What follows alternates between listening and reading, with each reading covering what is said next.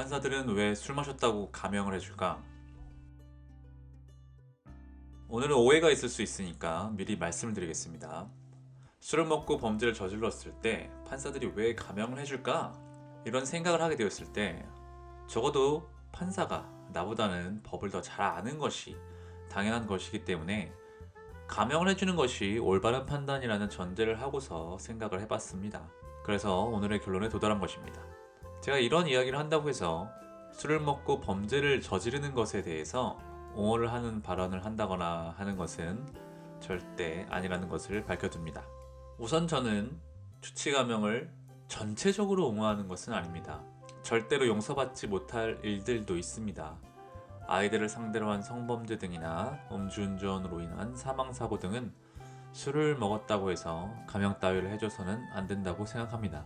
하지만 상대적으로 가벼운 범죄에 대해서는 주치감형이 있을 수 있겠다라는 생각을 말씀드려 보겠습니다. 여기 가벼운 두 건의 쌍방 폭행 사건이 있다고 해봅시다. 서로 모르는 사람끼리 싸워서 경찰서에 왔습니다. 한쪽은 술을 마시다가 시비가 붙어 싸움이 일어났고 한쪽은 술을 마시지 않은 상황에서 싸움이 일어났습니다. 양쪽 모두 범죄를 저질렀던 전과는 없습니다. 어떤 이유로 싸우게 되었는지도 중요하지만 너무나 다양한 경우들이 있기 때문에 이유는 생각하지 않겠습니다. 우리는 술을 마시면 어느 정도 감정의 컨트롤이 어렵다는 것을 알고 있습니다. 술은 사람들끼리 친목을 도모하거나 힘든 일이 있을 때 위로가 되기도 하는 기능이 있지만 술에 취하게 되면 실수를 할 수도 있는 안 좋은 기능도 있습니다. 습관적으로 술을 마시다가 실수하는 게 아니라면 술을 마시다 보면 한 번쯤 실수할 경우가 생깁니다. 그야말로 실수를 하는 것인데요. 어떤 사람은 술을 먹고 실수를 했고 어떤 사람은 정상적인 상황에서 실수를 했다면 여기서 실수란 상대방에 대한 폭력적인 실수입니다. 술을 먹어서 실수하는 것을 우리는 사회적으로 어느 정도 이해할 수 있다는 것입니다. 폭력적인 상황이 발생했다는 것은 사람이 참을 수 있는 능력에서 벗어나거나 순간적인 욱하는 감정을 통제하지 못하는 것인데 술을 먹으면 이러한 감정 통제에 어려움이 있다는 것을 판사도 알고 있기 때문에 감형을 할 수 있다는 것입니다. 술을 마시지 않았으면 그런 사건이 일어나지 않았겠구나 라고 생각할 수가 있으니까요. 반면 멀쩡한 상태에서 싸움이 일어났다면 여러 가지 원인을 분석해서 판결을 하겠습니다만 실수를 할 원인을 찾지 못할 수도 있습니다. 제가 두 가지 경우를 예를 들어서 이야기를 했습니다. 이것을 각각 다른 사람이라고 생각한다면 술을 마시는 사람을 봐주는 것이 다소 이상하게 생각될 수도 있습니다만 같은 사람이라고 생각해 봅시다. 같은 사람이 같은 실수를 했다면 술을 마셔서 실수했을 때를 조금 더 너그럽게 생각할 수 있지 않겠습니까?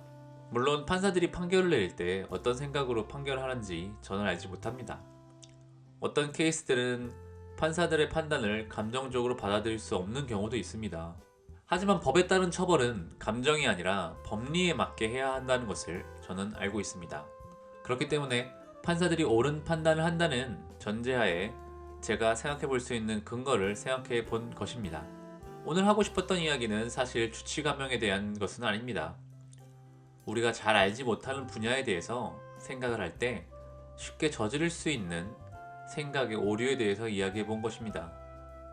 나보다 더 분명히 전문가라면 전문가의 의견을 따르는 것이 맞는 경우가 더 많을 것이라는 것입니다. 물론 판사의 판결은 국민 정서라는 요소도 고려가 됩니다.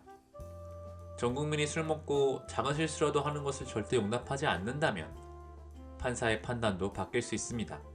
주치감형을 해주는 판사의 판결이 옳은 것이라고 생각할 수 있겠습니다. 감정적으로는 해결할 수 있는 일이 많이 없습니다. 상대방의 어떤 부분이 이해가 안 되더라도 감정적인 접근이 아니라 논리적으로 접근한다면 이해할 수 있는 부분이 반드시 있을 것이라고 생각합니다. 그렇게 머릿속으로 어느 정도 이해가 된다면 감정적인 부분도 누그러지고 상대방을 받아들일 수 있지 않을까 생각해 봅니다. 세상을 살면서 가장 중요한 것이 대인관계라고 이야기할 수 있습니다. 가장 큰 스트레스도 남이 내 맘 같지 않기 때문에 받게 되는 거죠. 하지만 남을 바꿀 수는 없으니 내 맘을 바꾸어서 스트레스 받을 일은 줄이고 좋은 관계를 만들어 나가는 것이 어떨까요? 상대방을 논리적으로 이해하려는 접근이 우리의 스트레스를 줄여줄 것입니다. 감사합니다. 오늘도 즐거운 하루 되세요.